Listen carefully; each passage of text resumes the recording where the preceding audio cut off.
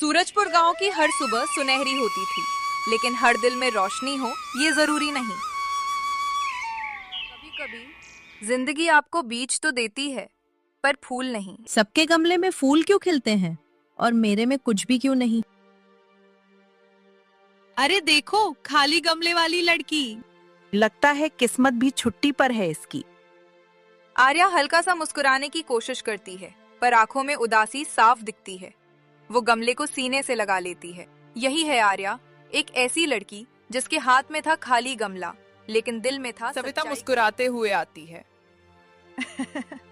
वाह तन्वी बेटा, सुबह सुबह पढ़ाई, ऐसे ही मेहनत करती रहो।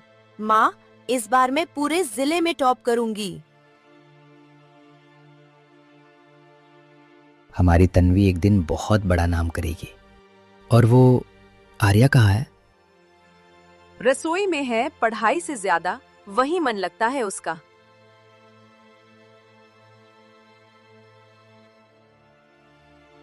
माँ, काम हो गया, क्या मैं थोड़ी देर पढ़ सकती हूँ?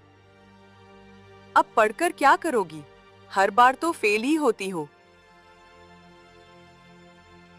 अगर मेहनत नहीं कर सकती तो उम्मीद भी मत रखो।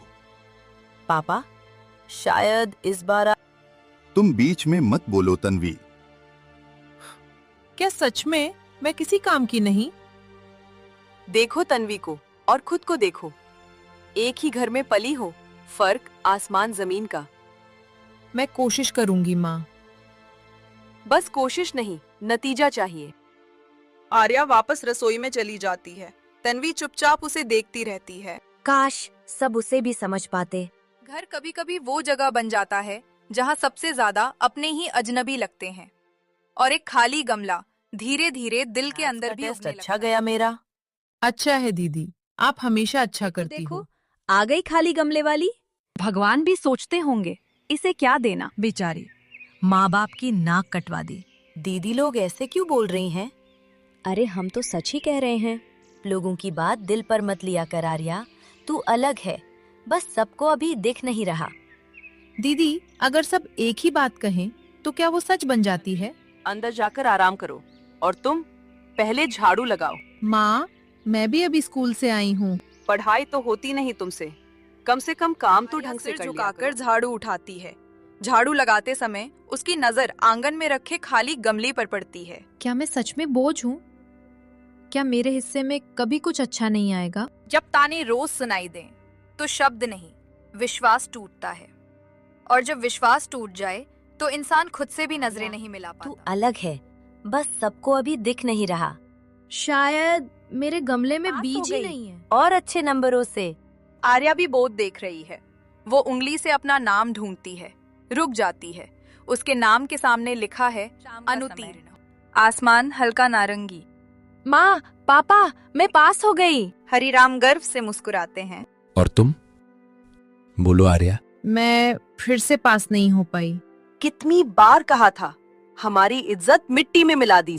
अब बस बहुत हुआ। मैंने कोशिश की थी पापा, सच में। कोशिश से घर नहीं चलता। अगर मेहनत नहीं कर सकती तो इस घर में रहने का हक भी नहीं। निकल जाओ यहाँ से। माँ, ऐसा मत कीजिए। तन्वी, बीच में मत बोलो। शायद सच में मेरे हिस्से में कुछ नहीं है। दरवाजा खुलता है। बाहर अंधेरा छा चुका है।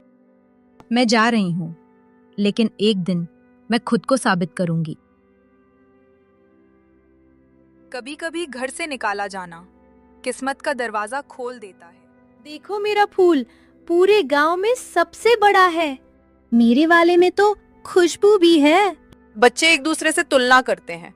आर्या पीछे खड़ी है, उसके हाथ में वही खाली गमला। अरे, इसके गमले में तो कुछ भी नहीं होगा। लगता है पानी देना भूल गई। डर मत बेटी, सच हमेशा जीतता है। आर्या गहरी सांस लेती है। राजा वीरेंद्र सिंह दरबार में प्रवेश करते हैं। सब बच्चे झुकते हैं। आज 1 साल पहले मैंने आप सबको बीज दिए थे और कहा था, जो सबसे सुंदर फूल उगाएगा वही बनेगा राज्य का उत्तराधिकारी। राजा हर बच्चे का गमला देखते हैं, मुस्कुराते हैं, लेकिन उनकी आंखों में हल्की उलझन। ये कैसे संभव है?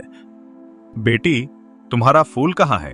महाराज, मैंने रोज पानी दिया, धूप में रखा, खाद भी डाली, पर कुछ भी नहीं उगा। मैंने दूसरा बीज नहीं लिया, क्योंकि आपने जो दिया था वही मेरा सच था। बेटी, तुम आगे आओ।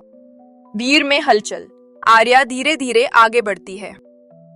सुनो, 1 साल पहले जो बीज मैंने तुम सबको दिए थे, वे उबले हुए बीज थे। क्या? उबले हुए? तो फिर हमारे फूल? उबले हुए बीज से कभी पौधा नहीं उग सकता।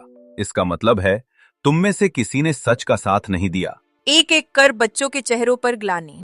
सिर्फ एक बच्ची जो खाली गमला लेकर आई क्योंकि उसने झूठ का सहारा नहीं लिया। आज से आर्या ही इस राज्य की उत्तराधिकारी होगी। भीड़ में हलचल, फिर तालियों की गूंज। मुझे पता था मेरी बेटी सच चुनेगी। महाराज, मैं वादा करती हूँ, मैं हमेशा सच का साथ दूंगी। कभी कभी खाली गमला सबसे बड़ी सच्चाई का प्रतीक होता है। साल बीत गया और सूरजपुर बदल चुका था, क्योंकि अब राज्य को मिली थी एक सच्ची उत्तराधिकारी। राजकुमारी आर्या, आज अनाज की कमी वाले गांव में मदद भेजनी है। तुरंत भेजो, कोई भी भूखा नहीं सोएगा। भगवान ऐसी रानी सबको दे। डरो मत, गलती इंसान से ही होती है। वो बच्चे को माफ कर देती है। सच्चाई कभी हारती नहीं, भले शुरुआत में गमला खाली दिखे, पर अंत में वही सबसे कीमती साबित होता है। लाइक और सब्सक्राइब जरूर करें।